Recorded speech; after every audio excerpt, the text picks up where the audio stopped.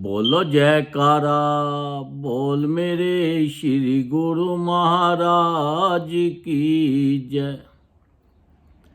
सौभाग्यशाली प्रेमी गुरमुखों, संसार के अंदर जगत में दो प्रकार के जीव होते हैं। एक तो जो संसार के अंदर सांसारिक चीज़ों को पसंद करते हैं, उसी को सत्य मानते हैं, उसी को ही सब कुछ मानते हैं। और दूसरे भक्तिवान होते हैं जो भगवान को मानते हैं, उनका भजन करते हैं और उनके ऊपर विश्वास पक्का रख के वो संसार का भी आनंद लेते हैं और अपना जीवन भी सुधार लेते हैं। भक्तिवान तो बहुत कम, बड़े विरले लोग मिलेंगे। संसारिक जीव तो आम है।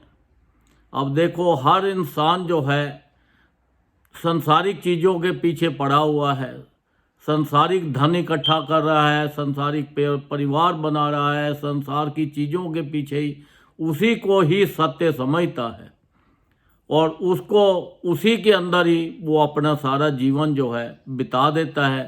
वो फिर आवागमन के चक्कर में फंस जाता है। उसको ये नहीं मालूम पड़ता कि ये कितनी मुश्किल से उस परमात्मा ने हमें मनुष्य दे दी है, ये किस काम के लिए दी है और हम क्या कर रहे हैं। हम तो बस ये संसार के मोह माया के जाल को देखकर, ये माया नगरी को देखकर यही सच समझ बैठे हैं और इसी को सच्चा समझते हैं और इसी में अपना जीवन बिता रहे हैं।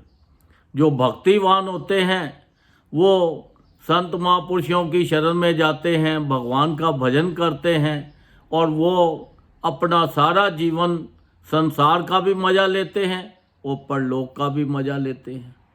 क्योंकि उनको परमात्मा के ऊपर कोई भी काम करते हैं तो परमात्मा के ऊपर पूरा विश्वास होता है कि विश्वास के साथ वो करते हैं, तो इसलिए भगवान उनके 24 घंटे आस पास ही रहता है, क्योंकि उसकी हर तरह से रक्षा करता है। अब जैसे देखो, मीरा देवी थी, मीरा देवी को जहर का प्याला दिया तो भगवान उसके साथ थे, उनको पूरा विश्वास था, तो उन्होंने उसको अमृत कर दिया, जहर का अमृत कर दिया, तो उसको कुछ नहीं हुआ। अब देखो, भक्त प्रहलाद थे, उनको भगवान के ऊपर उन्होंने इतनी भक्ति की, इतना विश्वास था कि उसके बाप ने उसको मरवाने की कितनी कोशिश की। पहाड़ों से फेंका, पानी में डुबोया, हाथियों के पाँव के नीचे उसको किया, उसको अग्नि में जलाने की कोशिश की, उसको खंबे के साथ, जलते हुए खंबे के साथ बांधने की कोशिश की। तो देखो, भगवान हर वक्त उसके साथ था, तो वो हिरण्यकश्यप का रूप धारण करके हिरण्यकश्यप को मारने के लिए नरसिंह रूप बना के तो वो अपना आए, तो उनकी रक्षा की। तो देखो, ये आपका विश्वास है। जो आप अपने विश्वास के साथ भजन करते हो, नाम जपते हो, तो समझ लो आपके जीवन का कल्याण है। ये सांसारिक चीज़ें हमारे साथ कुछ नहीं जाने वाली। इसके अंदर तो हम सिवाय परेशानी के और हमें कुछ भी नहीं है। जितना ज़्यादा धन आ जाता है उतने ज़्यादा दुश्मन बन जाते हैं, उतने ज़्यादा लुटेरे मिल जाते हैं, चोर डाकू मिल जाते हैं।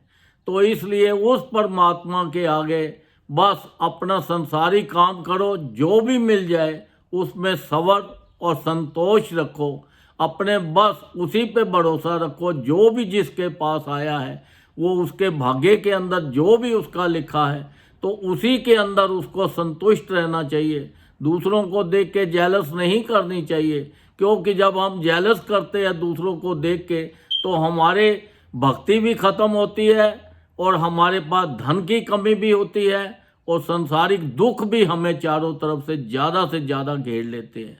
अगर हम सबको देख के खुश होते हैं तो हमारे पास हर तरह से सुख ही सुख होता है और भगवान की तरफ से हमें संसार की भी धन खूब मिलता है और परमात्मा का भी धन खूब मिलता है। अब देखो कि भगवान रामचंद्र जी थे, जब उनको वनवास हुआ तो जब वो वनवास जाने लगे तो उनको कोई राज्य की चिंता थी? कोई चिंता नहीं थी। वो उनके लिए एक समान था, चाहे वो राज्य है या वनवास है। अब वनवास जब गए तो उनको कोई पता ही नहीं है कि हम वनवास में हैं या राज्य में हैं। अब एक बार भगवान शंकर ने जी से पार्वती ने पूछा कि महाराज, सारी लंका जब हनुमान जी ने जला दी, अग्नि के वश में आ गई, तो विभीषण का घर कैसे बच गया? तो उन्होंने बताया कि देखो, अग्नि किसकी बनाई हुई है? अग्नि जो है उस भगवान की है। तो जो भगवान का नाम लेता है तो भगवान तो हर वक्त उसके साथ है। जब हर वक्त उसके साथ है तो अग्नि उसके घर को कैसे जला सकती थी? वो उसने बचाव कर दिया उल्टा आग लगाने से। तो इसलिए देखो, सारी लंका जली, विभीषण का घर बच गया। तो ये तो जो परमात्मा को 24 घंटे याद रखता है, उठते बैठते चलते फिरते नाम लेता है, तो भगवान उसके साथ हर वक्त रहता है और उसकी हर तरह से हर चीज़ की रक्षा करता है। अब देखो, सुखदेव मुनि थे। सुखदेव मुनि ने कहा कि चलो अपना गुरु बनाऊं। राजा जनक के पास गए। जब राजा जनक के पास गए तो उन्होंने देखा कि इसको गुरु कैसे बनाऊं, ये तो सोने के सिंहासन पे बैठा हुआ है, राजपाट कर रहा है और अपना रानियों के साथ एंजॉय कर रहा है। तो इसको उसके मन में शंका पैदा हो गई। थोड़ी देर बाद उसके जो वजीर थे, लोग थे, वो आए, राजा को बोला कि तुम्हारे शहर में आग लग गई है और ये तुम्हारे महलों तक पहुंच गई है। तो जो सुखदेव मुनि थे वो फटाफट उठे, अपना लोटा और लाठी, उन्होंने कहा कभी आग में ना जल जाए, भागते हुए गए और जाके उसको उठाने के लिए चले गए। आके देखा तो राजा को कोई फर्क ही नहीं है। तो तब उनको ज्ञान हुआ कि देखो, आप जरूरी नहीं है कि आप फकीर हैं या आपने चोला बदल लिया है या आप दूसरे वेश में हैं। चाहे आप कितने भी अमीर हैं, कितने भी ठाठ बाट से रह रहे हैं, कैसे भी किसी भी प्रवृत्ति में रह रहे हैं, अगर आप उस परमात्मा के साथ जुड़े हुए हो, उसका भजन करते हो, तो आपको ये संसार की जो मोह माया है ये छू नहीं सकती, ये आपके ऊपर असर नहीं कर सकती।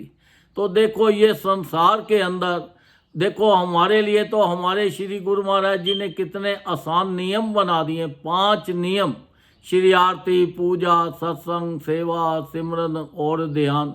जो श्रद्धा सहित करे, निश्चय हो कल्याण।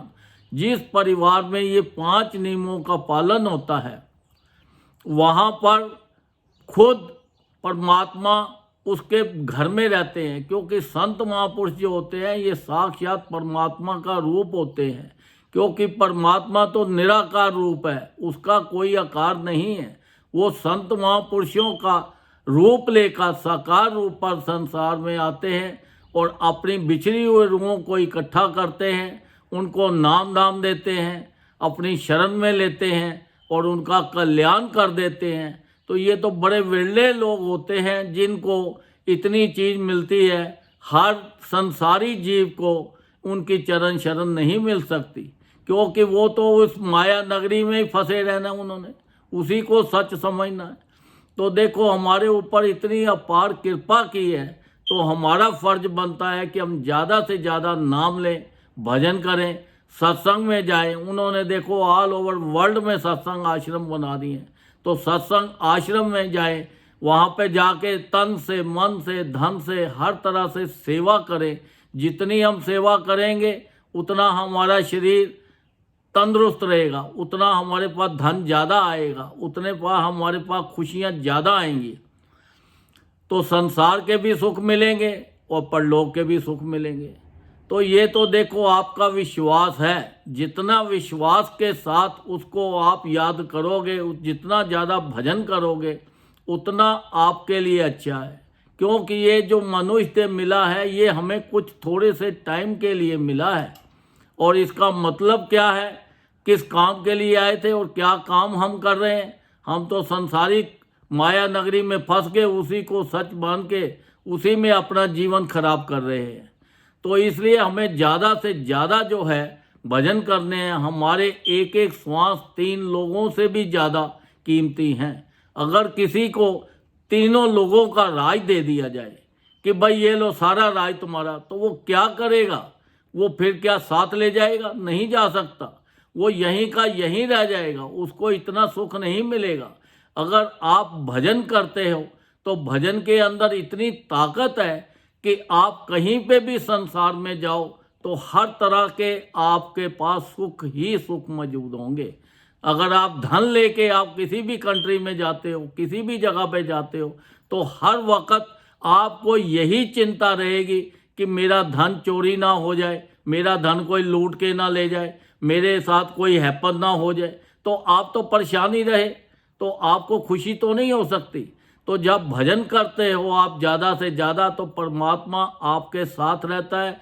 तो पूरे वर्ल्ड में कहीं पे भी घूमो, कहीं पे भी आप जाओ, वो आपके साथ होने से आपकी हर तरह से सहायता करता है, अच्छे लोगों से मिलाता है। आपको जितने ज़्यादा सुख दे सकता है भगवान, उतने सुख देता है। कि जैसे देखो अपने माँ बाप होते हैं, उनको बच्चों से कितना प्यार होता है। बच्चे मांगते भी नहीं है तो फिर भी वो उनके लिए सोचता रहता है कि इसके लिए ये प्रॉपर्टी बनाऊं, इसके लिए ये बिजनेस करूं, इसका ये। वो अपने बारे में नहीं सोचता, वो अपने बच्चों के बारे में सोचता है। तो इसी तरह हमारे जो संत महापुरुष हैं, हमारे सतगुरु हैं, जो परमात्मा का साक्षात रूप है, घट घट वासी है, सर्वव्यापी हैं, निराकार रूप भी है और साकार रूप भी हैं, तो वो हर वक्त हमारे साथ हैं और आकर हमारी हर तरह से रक्षा करते हैं, हमारी हर खुशियों में शामिल होते हैं, हमारी हर तरह प्रकार से हमारी हर चीज़ को पूरी करते हैं। पर शर्त एक ही है कि हमारा विश्वास पक्का हो। जिसका विश्वास पक्का है उसको तो कोई चिंता नहीं। तो जो इसका विश्वास डावाडोल है, वो सोचता रहता है, तो वो तो फिर बीच में ही रहेगा। तो हमें अपने उस विश्वास के साथ ज़्यादा से ज़्यादा भजन करना है और ज़्यादा से ज़्यादा अपना सत्संग में जाना है।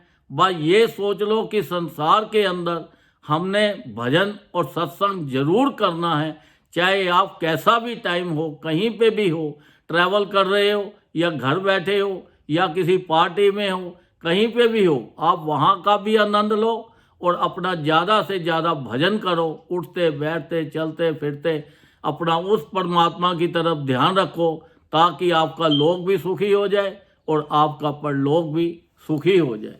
बोलो जयकारा, बोल मेरे श्री गुरु महाराज की जय।